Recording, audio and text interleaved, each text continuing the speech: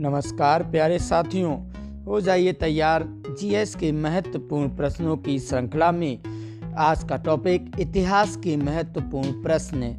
4 वेदों में सबसे प्राचीन वेद कौन सा है? ऋग्वेद। याद रखिएगा, वेदों में सबसे प्राचीन वेद ऋग्वेद है।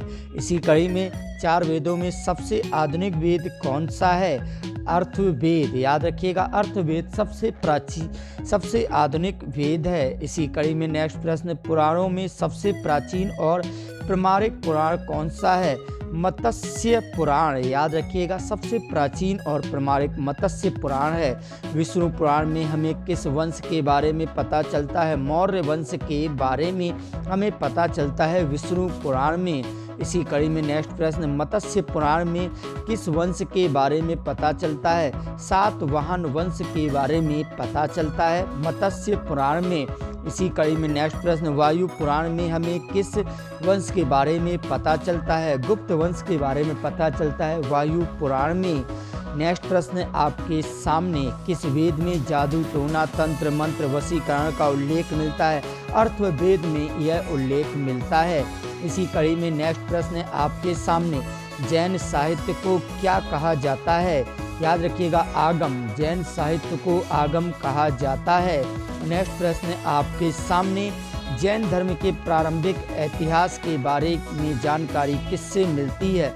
कल्पसूत्र से यह जानकारी मिलती है। नेक्स्ट प्रश्न, हीनमान का प्रमुख ग्रंथ कौन सा है? कथा वस्तु। याद रखिएगा, हीनमान का प्रमुख ग्रंथ कथा वस्तु है।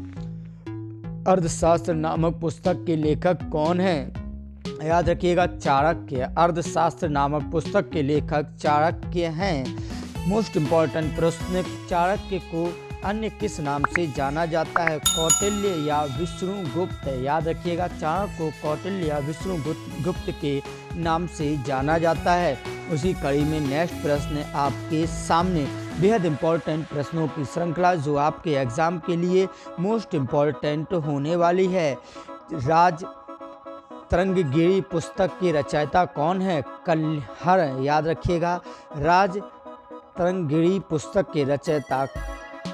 याद रखिएगा, राज तरंगगिरी से हमें किसके इतिहास के बारे में पता चलता है? कश्मीर के इतिहास के बारे में पता चलता है। नेक्स्ट प्रश्न, संस्कृत भाषा व्याकरण के प्रथम पुस्तक अष्टाध्यायी के लेखक कौन है? पाणिनि। मोस्ट इम्पॉर्टेंट क्वेश्चन, कौन है पाणिनि? ज्योतिष ग्रंथ गार्गी संहिता के लेखक कौन है? कात्यायन। याद रखिएगा, ज्योतिष ग्रंथ गार्गी संहिता के लेखक कात्यायन हैं। इतिहास के पिता किसे कहा जाता है?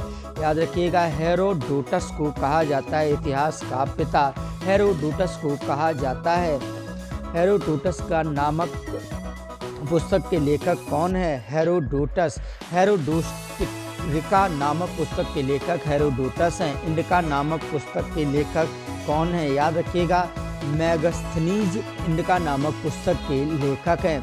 मोस्ट इम्पॉर्टेंट प्रश्नों की श्रृंखला, भारत के भूगोल नामक पुस्तक किसने लिखी है? याद रखिएगा, भारत का भूगोल टामली ने लिखी है। बेहद इम्पॉर्टेंट प्रश्नों की श्रृंखला जो आपके एग्जाम के लिए बेहद इम्पॉर्टेंट है। नेचुरल हिस्ट्री नामक पुस्तक के लेखक कौन है? याद रखिएगा, नेचुरल हिस्ट्री नामक पुस्तक के लेखक कौन है? प्लिनी। याद रखिएगा, प्लिनी नेचुरल हिस्ट्री नामक पुस्तक के लेखक हैं। चीनी यात्री फ्यान 402 ईस्वी में किसके दरबार में आया था? गम चंद्रगुप्त द्वितीय के दरबार में आया था। वेनसोंग भारत में सर्वप्रथम कहाँ पहुँचा था? कप्सा में पहुँचा था वेनसोंग भारत में सर्वप्रथम। मोस्ट इम्पॉर्टेंट प्रश्न, मार्को पोलो किस देश के यात्री थे? याद रखिएगा, मार्को पोलो किस देश का यात्री था? बेहद इम्पॉर्टेंट प्रश्न की श्रृंखला, इटली का यात्री था मार्को पोलो। बेहद इम्पॉर्टेंट प्रश्नों की श्रृंखला जो आपके लिए बेहद इम्पॉर्टेंट है।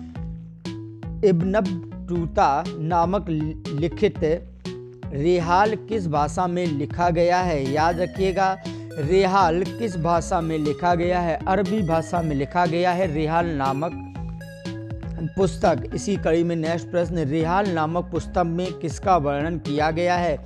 याद रखिएगा, रेहाल नामक पुस्तक में किसका वर्णन किया गया है? मोस्ट इम्पॉर्टेंट प्रश्न, रेहाल नामक पुस्तक में किसका वर्णन किया गया है?